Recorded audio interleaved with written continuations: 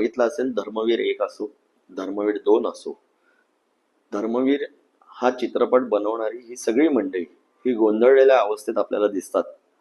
स्वतःची प्रतिमा आपण कशी सांभाळावी आणि आपण केलेली गद्दारी ही आपण लोकांसमोर केवढ्या चांगल्या पद्धतीने मांडून आपली प्रतिमा सांभाळण्याचं काम किंवा हा केविलवाणा प्रयत्न ही सगळी मंडळी करताना दिसतात.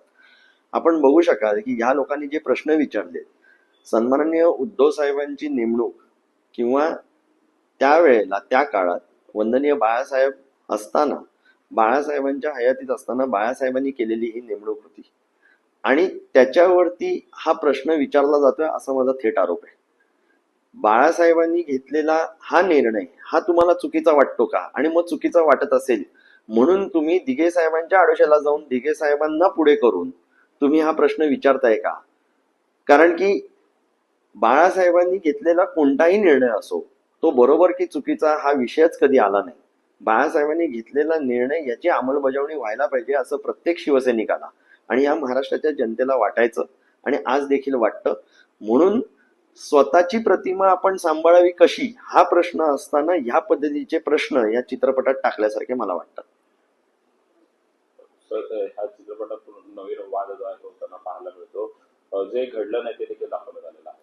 हेच तर दुर्दैव आहे. म्हणजे तुम्ही जी गद्दारी केली ती आम्ही सांभाळावी कशी आणि लोकांच्या समोर आपली स्वतःची प्रतिमा कशी मांडावी ह्याचा एक केविलवाणा प्रयत्न वेळोवेळी केला जातोय. लोकांनी कुठेही या भूलथापांना बळी पडू नये असं माझं जाहीर आव्हान आहे आणि लोकांनी हा धर्मवीर 2 बघूच नये. याच्यावरचं कारण असं आहे की दिघे साहेबांचं आयुष्य हे खूप वेगळं होतं. दिघे साहेबांचा संबंध सर्वसामान्य जनतेशी हा खूप जीवाभावाचा होता.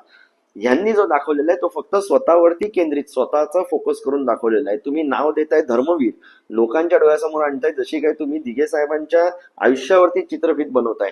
पण हे नसून दिघे साहेब थोड्या वेळ आणि त्याच्यानंतर तुम्ही स्वतःची इमेज बिल्डिंग ह्या चित्रपटाच्या माध्यमातून करण्याचा जो प्रयत्न करताय हा लोक समजू शकत नाहीत किंवा लोक एवढे मूर्ख आहेत असं कोणी समजू नये.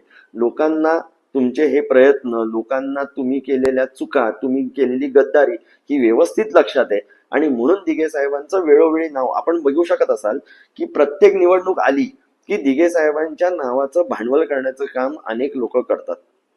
या अगोदर देखील दिघे साहेबांच्या मृत्यूच्या बाबतीतला विषय घेऊन वेळोवेळी हा प्रश्न विचारण्यात आला.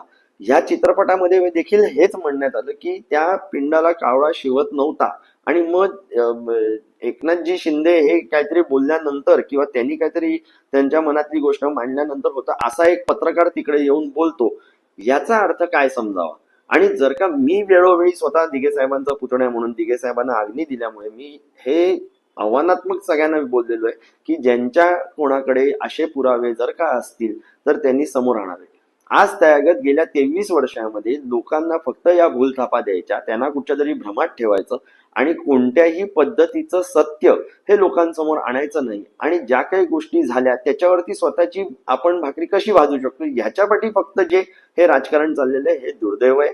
आणि मला असं वाटतं ठाणेकर आणि त्याचबरोबर महाराष्ट्राची जनता या भूलथापांना बळी पडणार नाही.